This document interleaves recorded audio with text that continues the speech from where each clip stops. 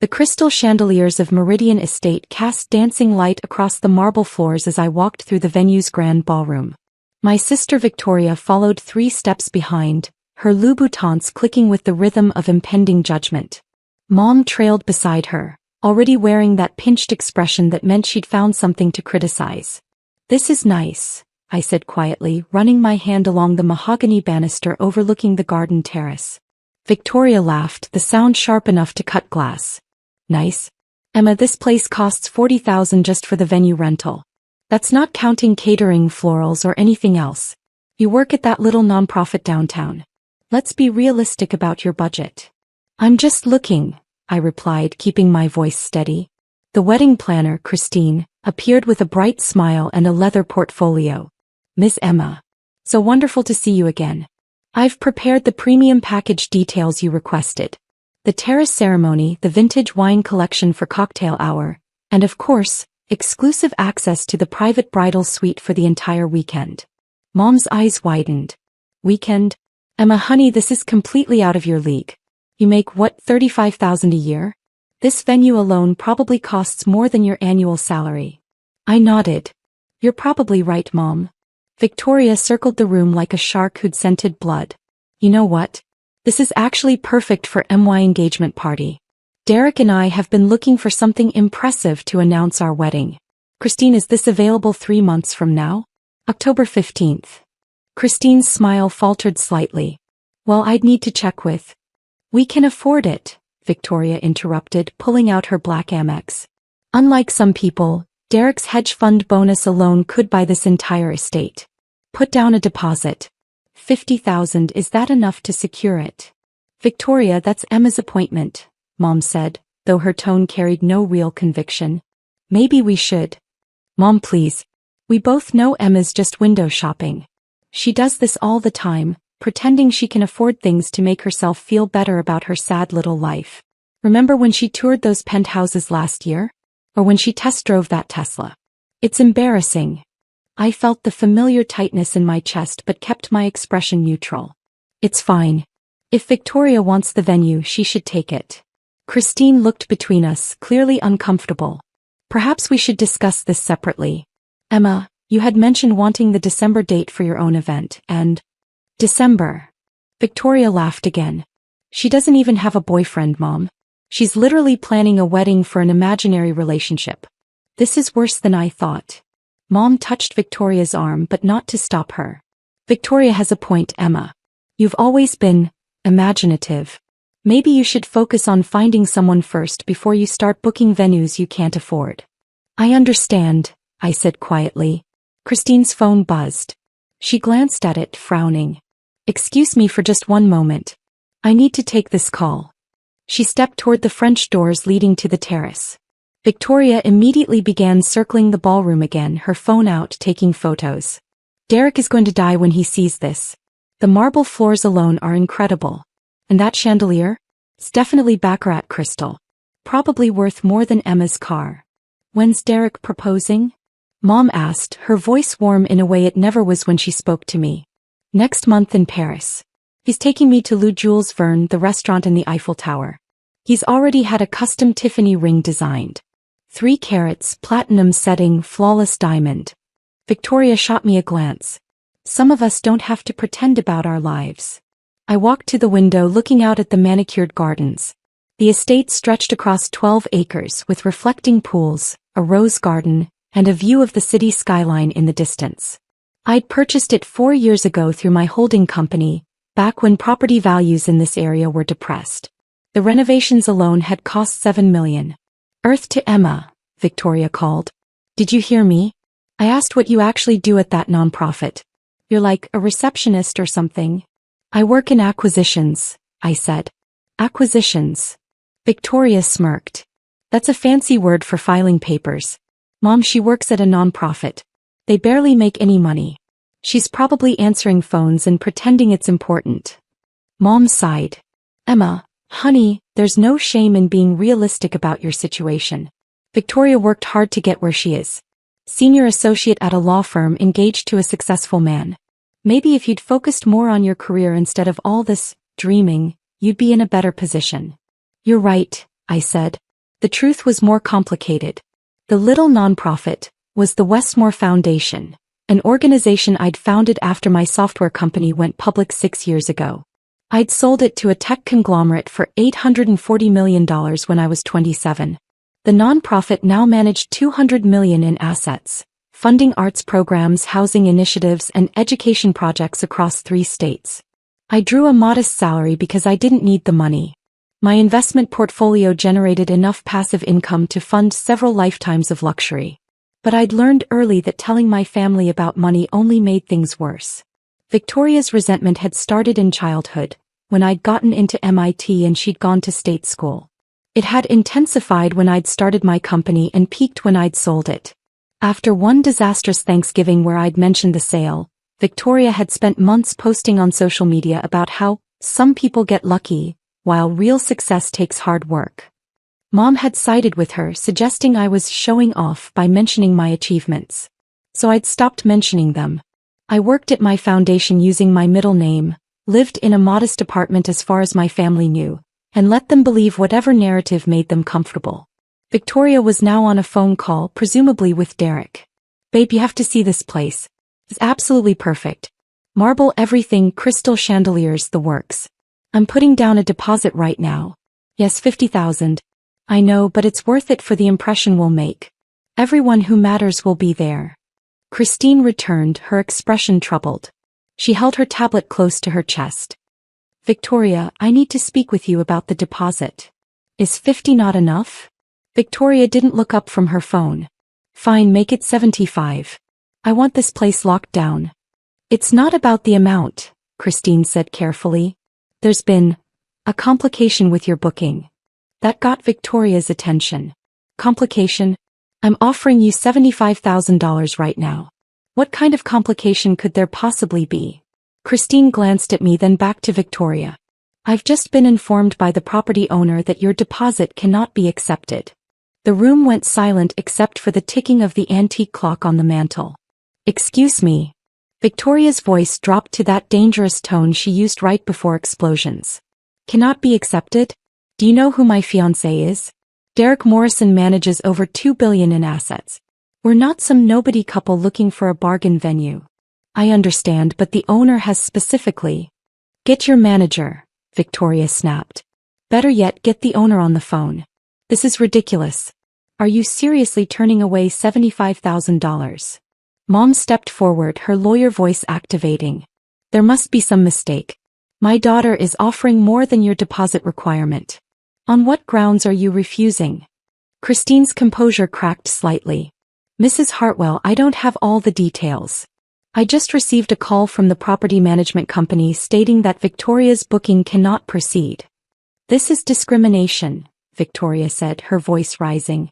"That's what this is. We'll sue." "Mom, this is literally your specialty. They can't refuse service without cause." "She's right," Mom agreed. "Christine, you need to provide a legitimate reason for this refusal, or we'll be filing a complaint with the state licensing board." I remained by the window watching a gardener tend to the rose bushes below. Victoria whirled on me. "This is your fault somehow, isn't it? Did you call them? Did you sabotage my booking because you're jealous?" "I haven't made any calls," I said truthfully. "Then what?" Victoria's phone rang. She glanced at it, frowned, and answered. "Hello? Yes, this is Victoria Hartwell. What? No, there must be some mistake. I'm at the venue right now trying to book it. What do you mean cancelled?" Her face went from confused to pale to bright red in the span of seconds. "High spa day," she said slowly. "At Azure? Tomorrow? But I booked that months ago. You're refunding me? Why? I don't understand. The owner? What about the owner?" Christine's phone rang simultaneously. She stepped away, answering in hushed tones. Mom's phone buzzed with a text. She looked at it and frowned. "That's odd. The manager at that boutique where I ordered your birthday gift, Victoria, they're saying the order is cancelled." "What is happening?" Victoria demanded, still on her phone. "Someone call Azure Spa right now and find out why they're canceling my appointment. I've been going there for 3 years. Christine returned, her face now completely drained of color. "Victoria, Mom, I need to ask you both to gather your belongings." "Excuse me." Mom's voice went ice cold. You're being asked to leave the property, Christine said, and I could hear the tremor in her voice. Immediately. Victoria ended her call and stalked toward Christine. Leave? We're potential clients. I'm trying to give you money. The owner has requested your immediate departure, Christine said, holding her ground though her hands shook.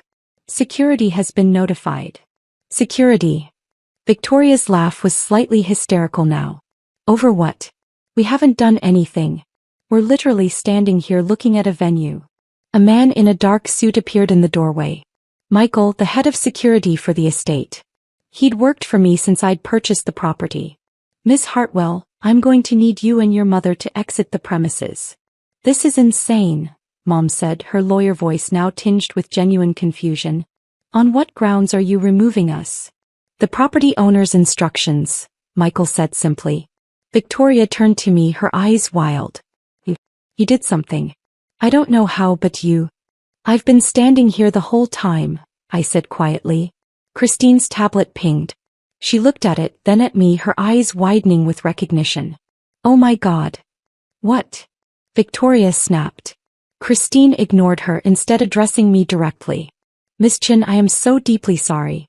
I didn't realize. The booking was under your first name and I never connected. I should have recognized you immediately. Victoria's head swiveled between Christine and me. What are you talking about? That's Emma. Emma Hartwell. She works at a non-profit. This is Emma Chin, Christine said, her voice now respectful in a way it hadn't been before. She owns Meridian Estate.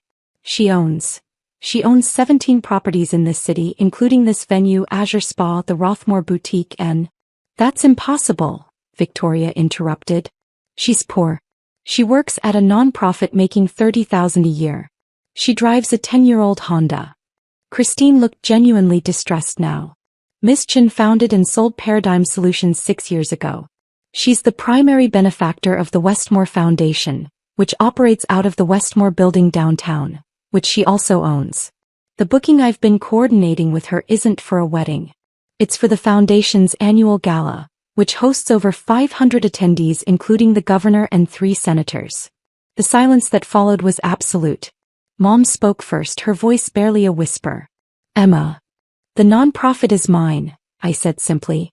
I founded it after I sold my company. Victoria's champagne glass, forgotten in her hand, slipped and shattered on the marble floor. You sold a company? 6 years ago. Paradigm Solutions. We developed enterprise security software. The acquisition was $840 million. The number hung in the air like a bomb. That's... Mom couldn't seem to finish the sentence. Victoria's phone rang again. She answered it automatically, her eyes still locked on me. Oh, yes, this is... What? The gym membership? But I've been a member for... The owner? Emma Chin owns? She lowered the phone slowly. You own my gym? Sunrise Fitness, yes. I acquired it 2 years ago as part of a real estate portfolio. Christine's tablet pinged again. She looked at it, then at Victoria and Mom. I'm getting notifications from multiple properties. Azure Spa, Rothmore Boutique, the Riverside Country Club, Elmwood Towers. Those are the luxury apartments where you live, Victoria. All owned by Westmore Holdings. All flagging your names in their systems. Why? Victoria's voice cracked. Why would they flag us? Michael stepped forward. Miss Chin has standing instructions about any family members attempting to use her properties. Once the system identifies them, all services are to be immediately terminated, deposits refunded and access revoked. Mom finally found her voice. Emma, this is... I don't understand. Why wouldn't you tell us? I did tell you, I said calmly. At Thanksgiving 6 years ago when the sale closed.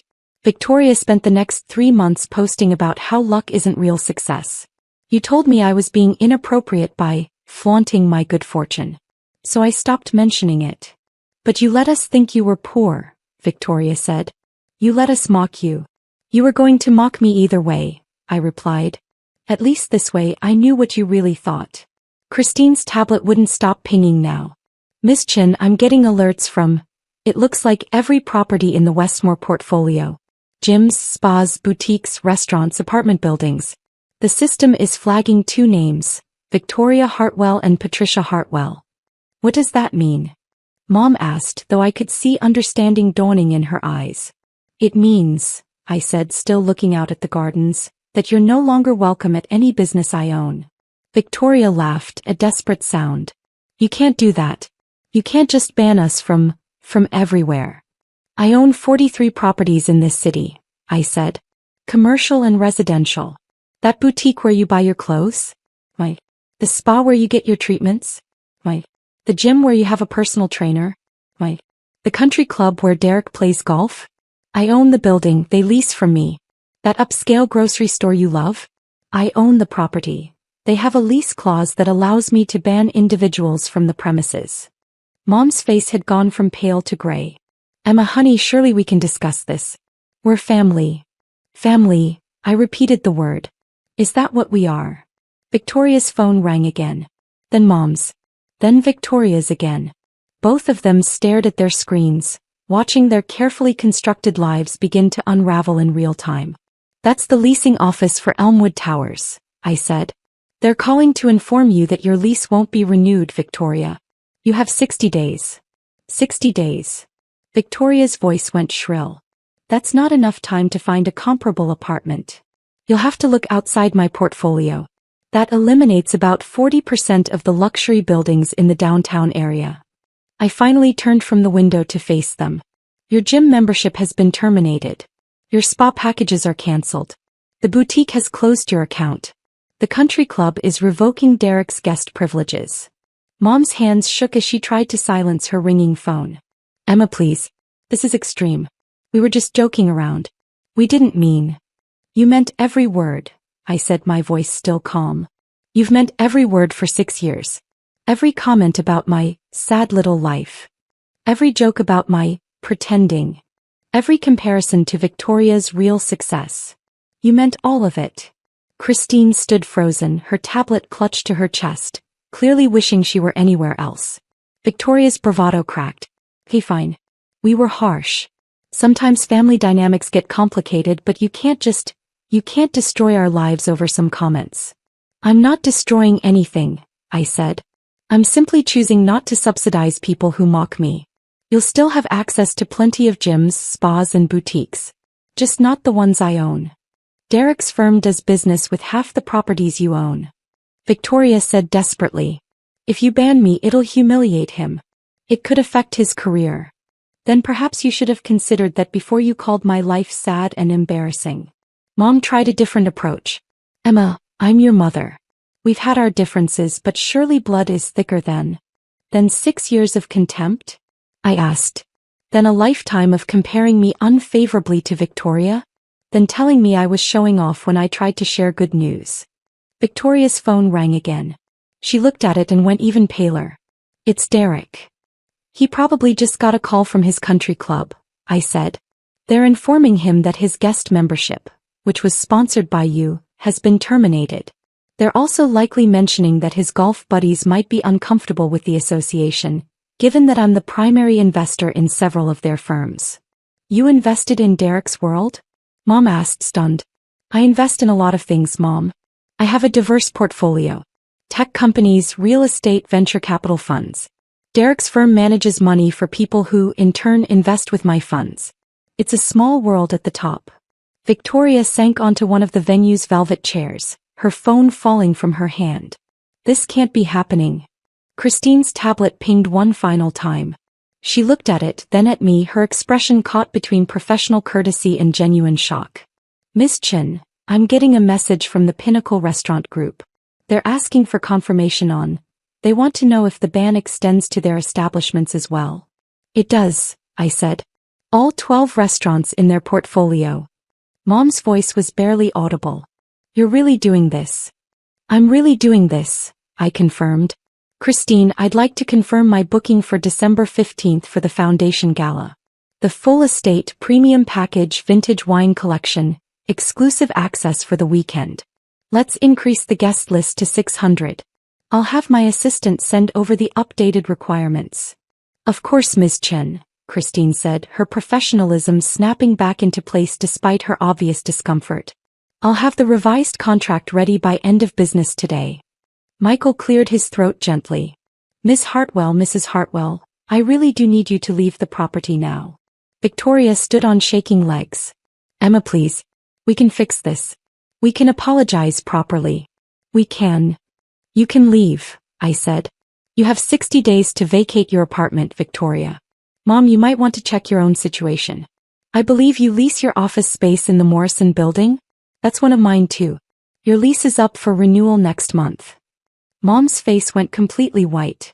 Victoria tried one last time as Michael escorted them toward the door. We're sisters. You can't just cut me off like this. I'm not cutting you off, I said, walking them to the entrance. You'll still see me at family events if you want. You'll just have to find your own gyms, spas, apartments, and country clubs.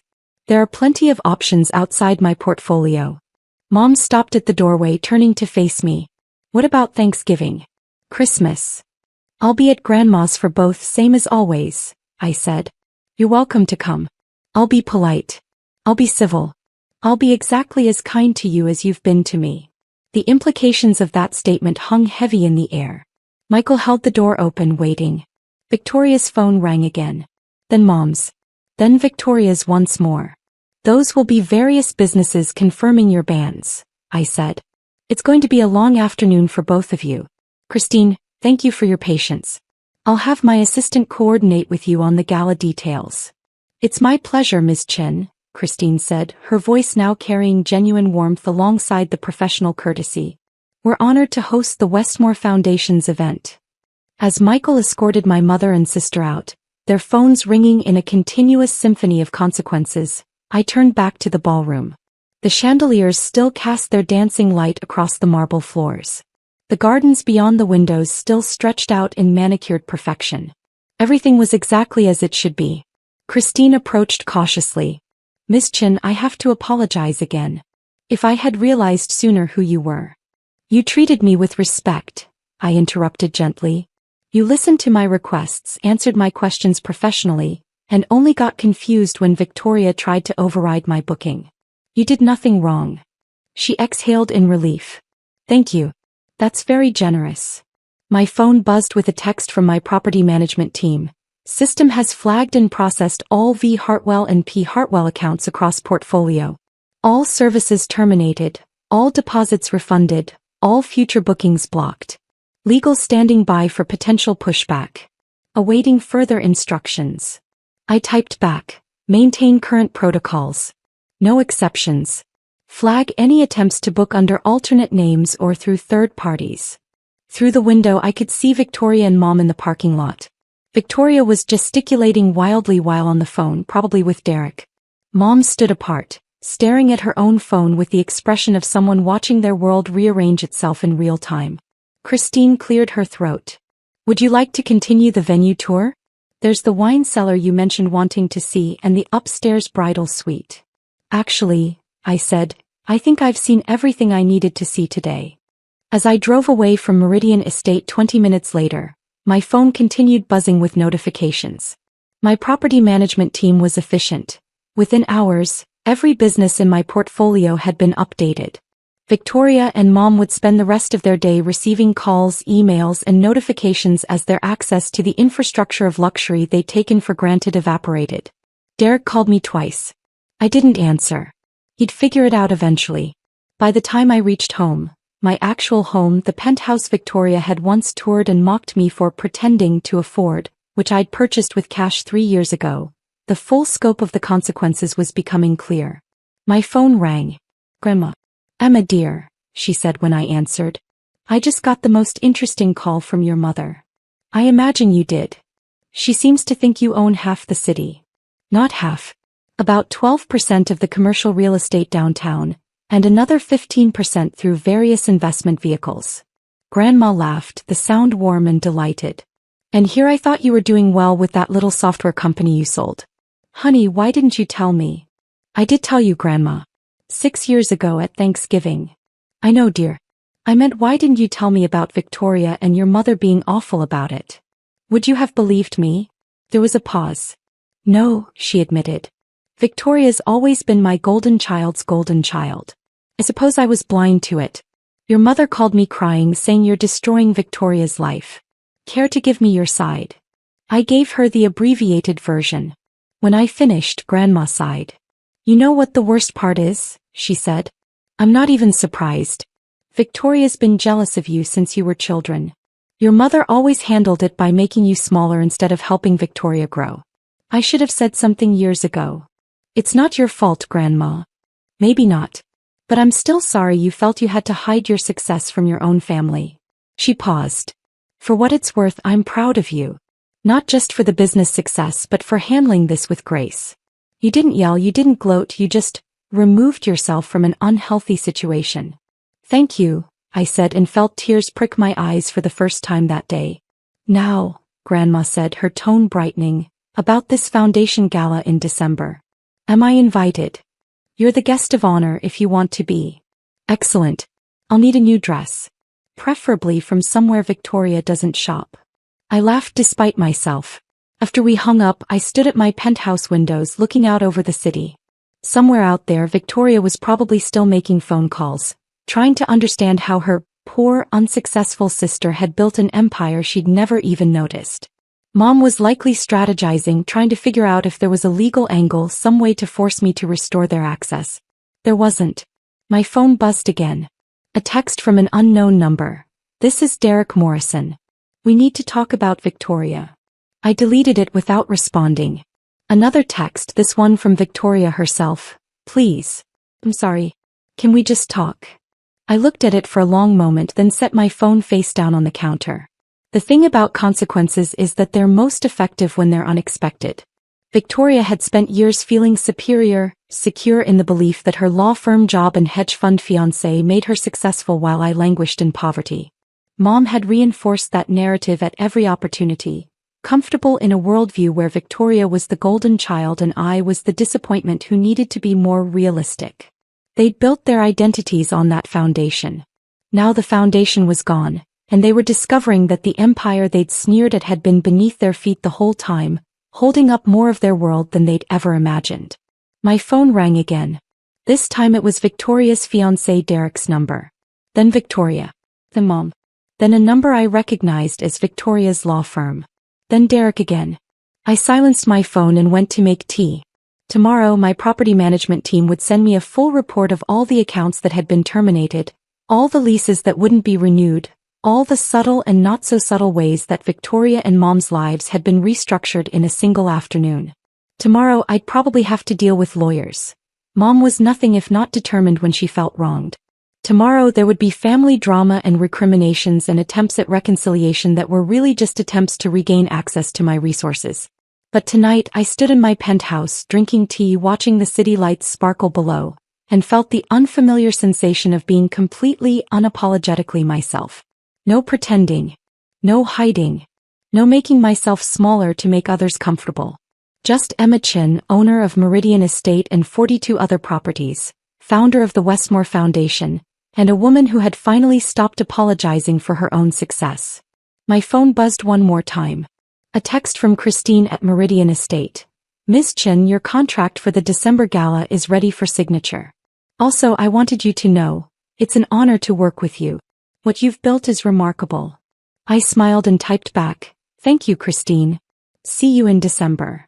Through the windows, the city stretched out before me, 12% of it mine, all of it full of possibility. And somewhere out there, my sister was finally learning what I'd always known. Success isn't about looking rich. It's about being so powerful that people don't realize you own the ground they're standing on until it's too late.